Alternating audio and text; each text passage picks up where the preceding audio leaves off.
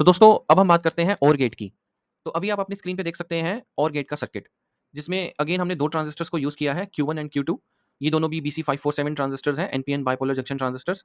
और इन दोनों को इनपुट दिया जाएगा, इनपुट ए, इनपुट बी, जो कि रहेगा हमारा 5 वोल्ट्स का सिग्नल, जो कि स्विचेस के थ्रू दिया जाएगा।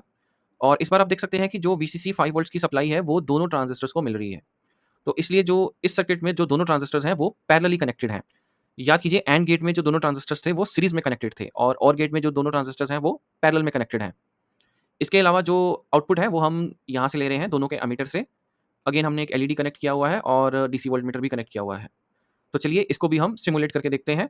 सिमुलेशन से पहले मैं आपको एक बार याद दिला दूँ कि OR गेट में जो हमारा आउटपुट है, वो तब 1 होता है जब कोई भी इनपुट 1 होता है।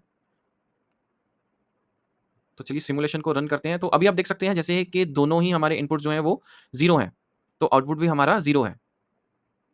और जैसे ही हम किसी एक इनपुट को ऑन करेंगे, तो आप देख सकते हैं कि एलईडी हमारा ऑन हो रहा है। इसको हम वापस 0 कर देते हैं और इनपुट बी को हम ऑन करते हैं, तब भी हमारा एलईडी ऑन हो रहा है। और जैसे ही हम दोनों इनपुट्स को दोबारा 0 स्टेज पे लेके जाएँगे, तो एलईडी हमारा ऑफ हो जाएगा। 1 0 1 0 1 is also 1 and 1 1 is also 1। और जैसे कि आप देख सकते हैं, जैसे ही हमने दोनों स्विचेस को ऑन किया है, यानी कि दोनों ही ट्रांजिस्टर्स अब वर्किंग है, तो एलईडी हमारा बहुत ज़्यादा ग्लो कर रहा है। अगर मैं एक स्विच को ऑफ कर दूँगा, तो ये एलईडी थोड़ा कम ग्लो करेगा, और अगर मैं दोनों को ऑन कर दूँगा, तो ये थोड़ा ज़्यादा ग्लो करेगा। तो ये इस केस में ऐसे है क्योंकि इस बार ये दोनों ट्रांजिस्टर्स पैरेलल में कनेक्टेड हैं। दोनों को ये सप्लाई जो है वो मिल रही है 5 वोल्ट्स की। तो जैसे ही दोनों स्विचेस ऑन होते हैं, दोनों ही ट्रांजिस्टर सैचुरेशन रीजन में जाते हैं, तो बेसिकली जो ये एलईडी है, ये ज़्यादा करंट ड्रॉ करेगा। इसको मैं आपको वैसे भी दिखा सकता हूँ, एक डीसी एमीटर कनेक्ट करके सीरीज़ में।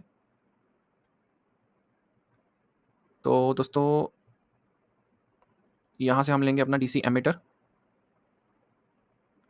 तो क्योंकि जो एमीटर है वो हमेशा सीरीज़ में कनेक्ट होता है, और जो वोल्टमीटर है वो हमेशा पैरेलल में कनेक्ट होता है, तो इसका कनेक्शन जो है वो हम कुछ इस तरह से अभी दिखाते हैं।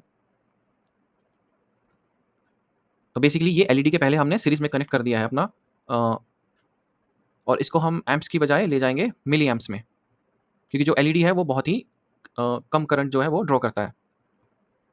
तो अभी आप देख सकते हैं, जैसे ही मैं सर्किट को ऑन कर रहा हूँ, जैसे ही हमारे दोनों इनपुट जो हैं वो 0 पे हैं और एलईडी हमारा ऑफ है, तो यहाँ पे आपको दिखा रहा है 0.0 मिली एम्पियर्स। और जैसे ही मैं एक इनपुट को ऑन करता हूँ, तो ये शो कर रहा है 4.91 मिली एम्प्स।